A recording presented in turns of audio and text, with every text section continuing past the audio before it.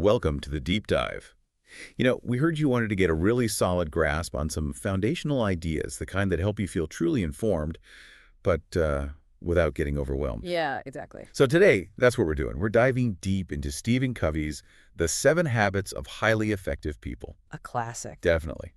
And this isn't about, quick life hacks. It's more about understanding principles that can fundamentally shift how effective you are. And it's got some serious weight behind it, endorsements from people like Tom Peters, James Fletcher from NASA. They all talk about its impact. Right. It makes you wonder, why does it resonate so much? Well, Covey suggests something interesting. He says a lot of people who look successful on the outside, maybe people you know, or even, aspects you see in yourself as you're chasing knowledge, they often feel this kind of inner disconnect, like a hunger for things to line up their values, their actions, their relationships. Ah, okay. That feeling of wanting congruence. Exactly. And this deep dive really gets into that fundamental human need. Okay, so let's unpack the core problem Covey points out. He basically says we often try fixing deep problems with, what does he call them? Personality techniques. That's it, personality ethic techniques. Right, like trying to be better communicators Yeah. or just, forcing a positive attitude. Yeah, influence strategies, things like that. But his point is, these are often just surface treatments. Pretty much. He uses a great analogy. It's like trying to harvest a crop when you never actually planted any seeds. You skip the essential groundwork. I see. So you need the foundation first. Precisely. Covey makes this big distinction between the personality ethic, those quick fixes that became popular maybe the last 50 years or so before he wrote the book, and the character ethic. Character ethic, what does that involve? It's about foundational principles. Hmm? Things like integrity, humility, courage, justice. He argues that real, lasting happiness and success grow from this character ethic. It's the bedrock. Okay, so before we can even tackle the 7 habits themselves, we need to understand this idea he brings up. Paradigms. Sounds a bit academic, maybe. Yeah. It can sound that way, but it's actually pretty simple. It's just Mhm. how we see the world. Our viewpoint. Yeah, our models, our assumptions, our frames of reference. Covey calls them mental maps. We have maps of the way things are our realities and maps of the way things should be our values. Gotcha. Maps. And here's the crucial bit. We often just assume our maps are the territory, that how we see things is how they actually are. We don't question them. Rarely. We're often not even aware we have these underlying assumptions. We just think, well, that's obviously how it is. We think our perception is objective truth. He uses that famous picture, right? The one where you can see either a young woman or an old woman. Exactly. That's a perfect illustration. Same lines on the paper, but people see completely different things. And what you see first often depends on how you were sort of Yeah. conditioned beforehand. Right. He shares a story about showing one version first to half a class, the other version to the other half. Then he shows the combined image And they argue. heatedly because they literally can't see the other perspective initially, even when they know it's there intellectually. It takes real effort, calm communication, respectful dialogue to start acknowledging, okay, maybe there is another valid way to see this. So the takeaway is, we don't see the world as it is, we see it as we are. That's the punchline. Through our own unique lens, our own paradigm. Okay, so this leads to a really important point then. If we want to make real changes, Yeah, maybe small adjustments can come from tweaking attitudes or behaviors. right, surface level stuff. But for the big shifts, the quantum change he talks about, Which isn't just small improvements, he means a real fundamental transformation. for that we need to go deeper. We need to work on the basic paradigms themselves. Yes, the root. Because attitudes and behaviors just flow from those paradigms. Trying to change the leaves without touching the root, well, it's limited, isn't it? It makes sense. You're just dealing with symptoms. And this ties right back to the character ethic. Covey says there are these fundamental principles, like natural laws in the human dimension, just as real as gravity. Like fairness, integrity, Yeah. those kinds of things. Exactly. And our mental maps, our paradigms, need to align with these lighthouse principles, as he calls them, if we want to be truly effective. Otherwise, we get caught up in the glitter of the personality ethic. The quick fixes. Yeah, which offer the symbol of success, maybe, but not the substance. This whole idea of our underlying paradigms affecting our actions. It reminds me of something Covey shared about his own life, trying to get his young daughter to share her toys with friends. Ah, yes, that story. He realized he was more worried about how it looked to the other parents than about his daughter's actual development or their relationship. He was using his authority, his size. Borrowing strength, essentially. And Covey's insight there is so crucial.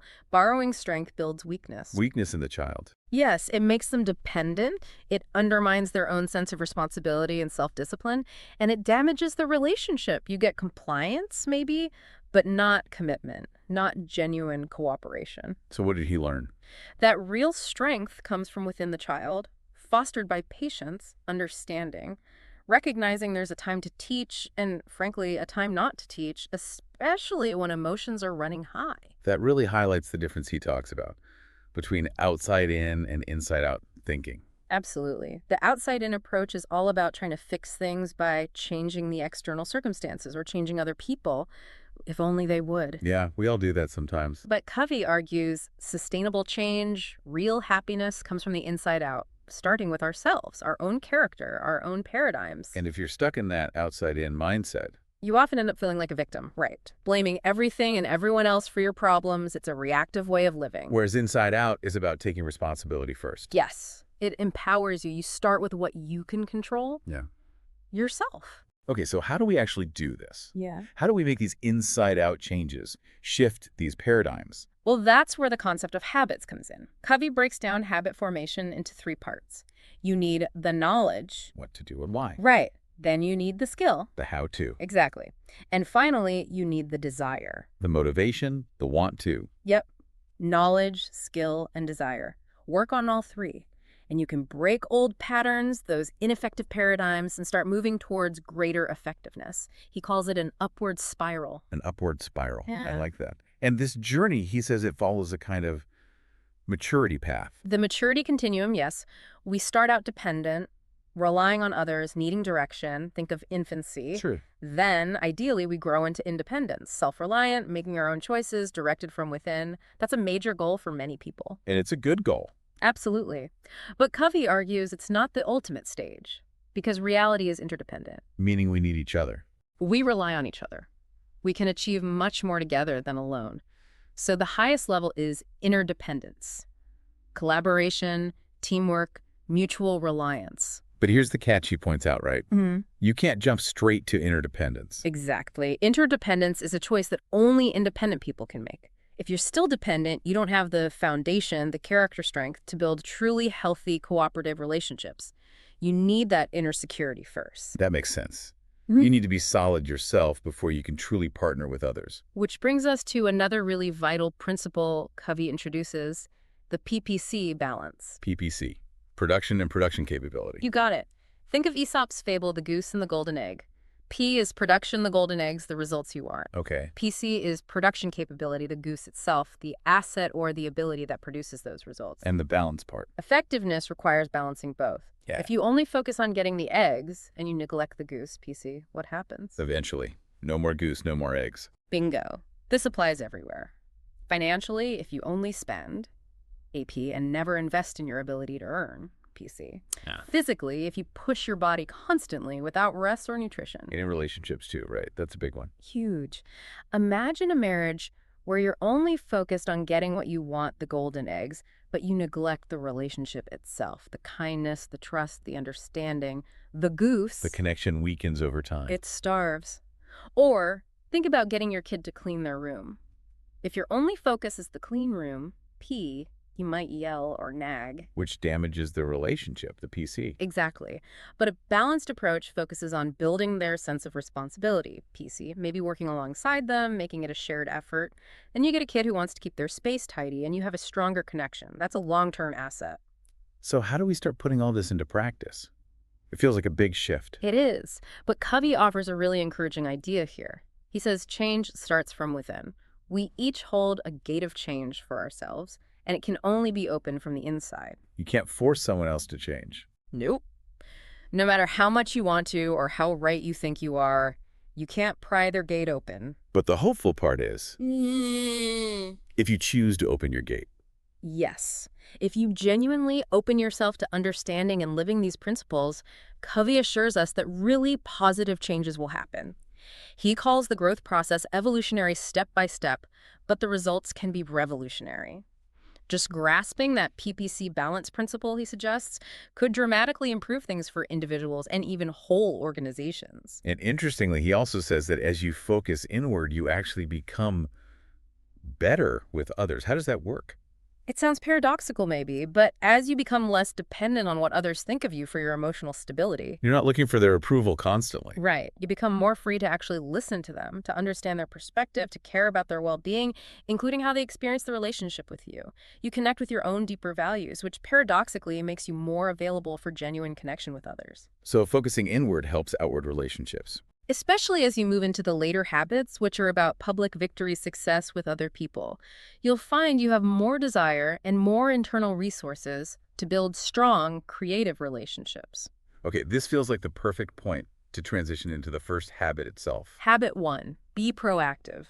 And Covey introduces this with a really powerful story, Viktor Frankl in the Nazi concentration camps. Yeah, Frankl, a psychiatrist, endured unimaginable horror, stripped of everything. And yet he discovered something profound there, what Covey calls the last of the human freedoms. Yes, the freedom to choose one's response to any given circumstances. No matter what they did to his physical body, Frankl realized they couldn't touch his fundamental freedom to decide how he would react internally. That space between stimulus and response. Exactly. Even in the absolute worst conditions, his self-awareness allowed him to observe what was happening to him and consciously choose its effect on him. That gap, that freedom to choose, is where our growth and happiness lie. And Covey argues this freedom is what makes us human. He identifies specific endowments we have. Self-awareness, like Frankl used. And imagination, the ability to create beyond our present reality, conscience, that inner sense of right and wrong. And independent will, the ability to act based on our self-awareness, free from other influences. Because we have these gifts, he says we are inherently proactive by nature. That's his point. If we feel like our lives are just a function of conditions and conditioning, it's because we have, consciously or unconsciously, chosen to let those things control us. We've chosen to be Reactive. reactive. Exactly. Reactive people are like thermometers. They just register the temperature around them. Physical environment, social environment. If the weather's bad, they feel bad. If people are nice, they feel good. Right. Their feelings depend on external factors. They allow the weaknesses of other people to control them. But proactive people, They're more like thermostats. They carry their own weather. They're driven by their values, carefully considered, selected, internalized values. If they've committed to doing quality work, it doesn't matter if it's raining outside. their actions come from their values, not their feelings or circumstances. Precisely. The ability to subordinate an impulse to a value. That's the essence of a proactive person. He shares another example, doesn't he? His friend Carol, dealing with terminal cancer. Yeah, a very moving story. Even facing something so devastating, she chose to be proactive. She decided how she wanted to spend her last months focusing her energy on writing messages for her children. It shows that proactivity isn't about your circumstances, it's about your response. Absolutely. And on a more everyday level, Covey talks about fostering this in others. He used to tell people, use your R&I. Resourcefulness and initiative. Yeah. It was his way of saying, don't just bring me problems, think about solutions, take responsibility. It affirms their proactivity. Another key piece of this is language, isn't it? The words we use reflect whether we're being reactive or proactive. Hugely important. Reactive language is full of things like, there's nothing I can do, that's just the way I am, he makes me so mad, I have to do this. It shifts responsibility away from you. Exactly. It reflects a deterministic paradigm, the belief that you're determined by outside forces.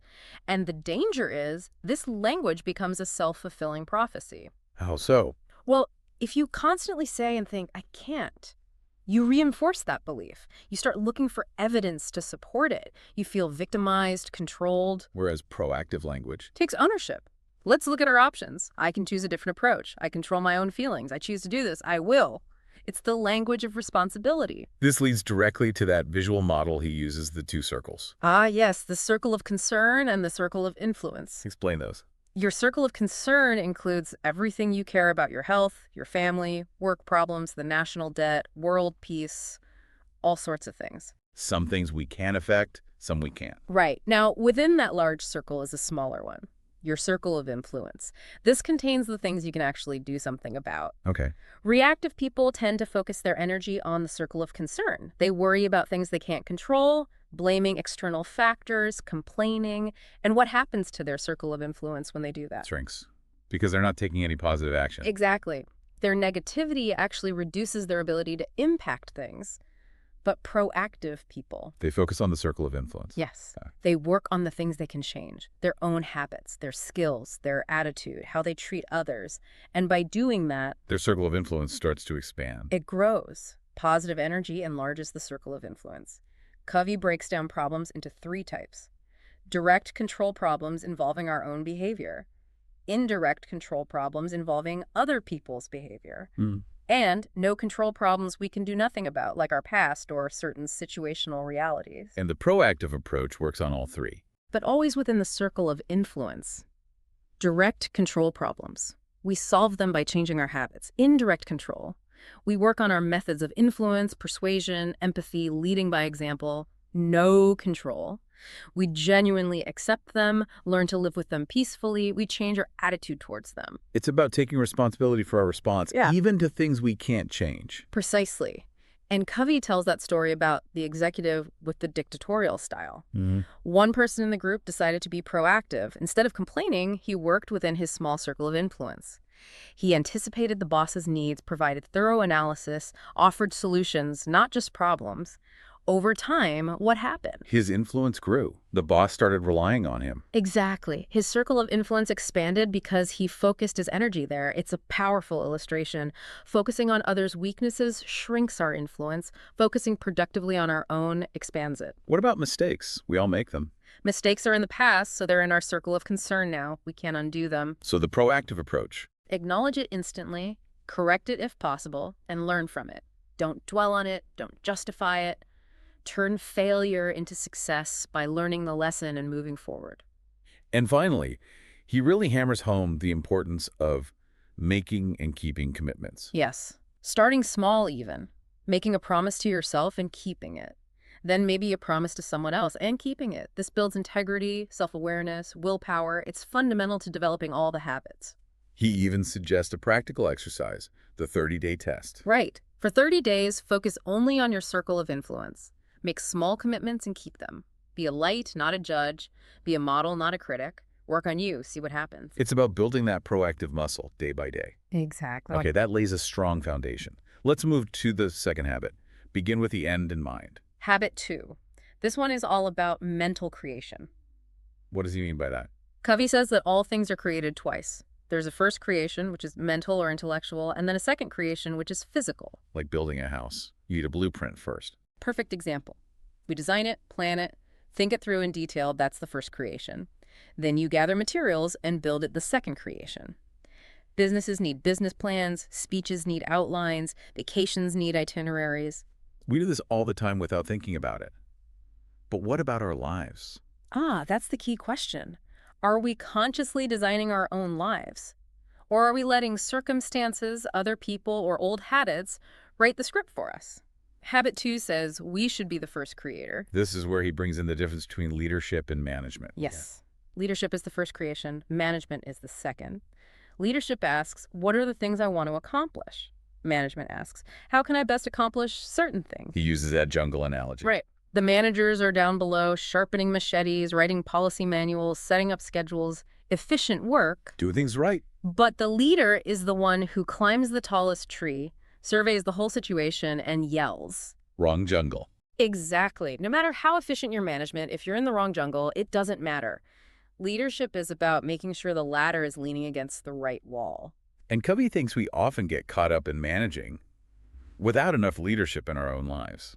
That's his concern. We get busy climbing the ladder of success, but we forget to check if it's leaning against the wall we truly care about. We're efficient, but maybe not effective towards our deepest values. So how do we become that first creator in our own lives? This links back to those human endowments we talked about, self-awareness, imagination, conscience. Because we have these, Covey says we can practice rescripting. Rescripting. Changing the scripts we've been given. Precisely. We all absorb scripts from family, society, experiences. Some are helpful, some not so much. Ineffective paradigms. Rescripting means using our self-awareness to recognize outdated or negative scripts, and then using our imagination and conscience to write new ones based on our chosen values and principles. He gives that powerful example of Anwar Sadat, the Egyptian president. Yes, shifting his whole paradigm about Israel, a massive internal rescripting within his circle of influence, which then led to incredible external changes, like the Camp David Accords. It shows the power of changing your internal script first. So for us personally, it means looking at the scripts we're living by. Are they aligned with what truly matters to us? Exactly.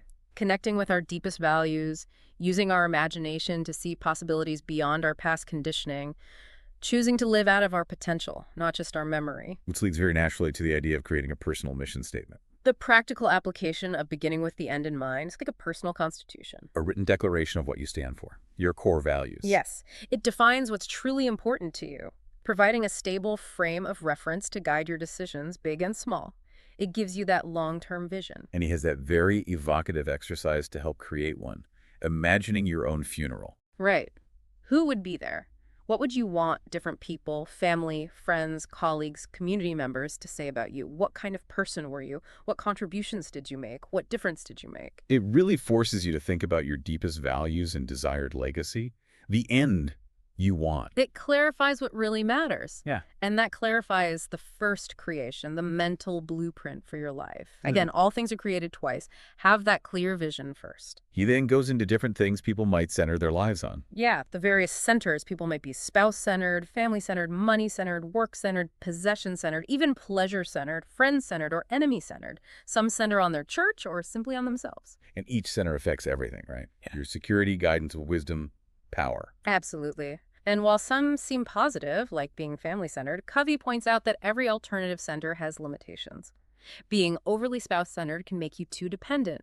Being work-centered might neglect other vital areas. Being self-centered ultimately limits growth. So what's the alternative he proposes? Being principle-centered. Centering your life on timeless, unchanging principles like fairness, integrity, human dignity. The things from the character ethic. Exactly. He argues this provides the most stable, empowering foundation.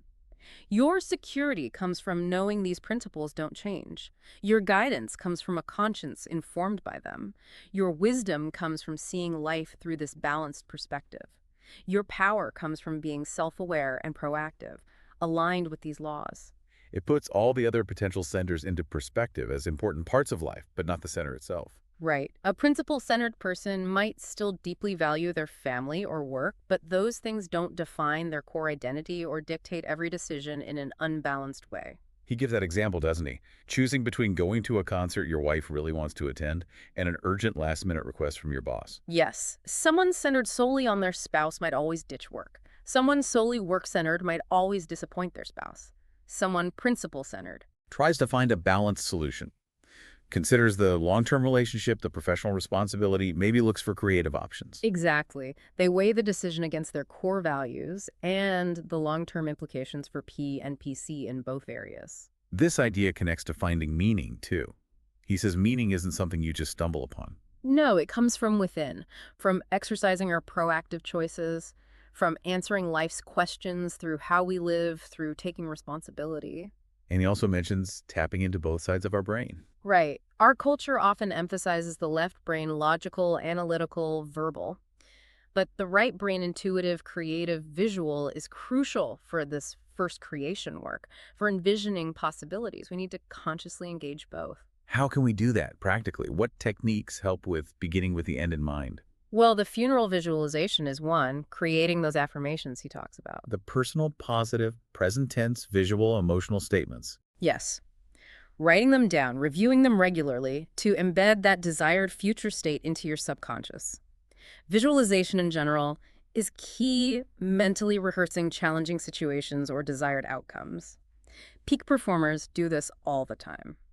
Creating an internal comfort zone before the actual event. Precisely. And another very practical step is identifying your key roles in life. Like spouse, parent, manager, friend, individual. Exactly. And then setting maybe 2 or 3 important long-term goals for each role, Goals that align with your overall mission statement and principles. This provides structure and direction. And this doesn't just apply to individuals, does it? No, he strongly advocates for families and organizations creating shared mission statements, too.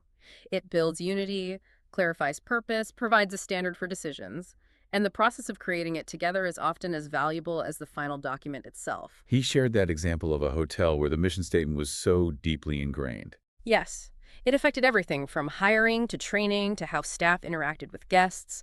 It became the operational philosophy, guiding daily actions. Powerful stuff when it's truly lived. So habit 1 is about taking responsibility, being proactive. Habit 2 is about defining where you want to go, your values, your end game, The first and second creations. which sets us up perfectly for habit 3, which we'll tackle next time. That seems to be where the rubber really meets the road. It is. Habit 3 is the practical fulfillment of 1 and 2. It's about effective self-management day by day, moment by moment, making sure your actions align with your proactive nature and your chosen principles and goals. It's putting first things first.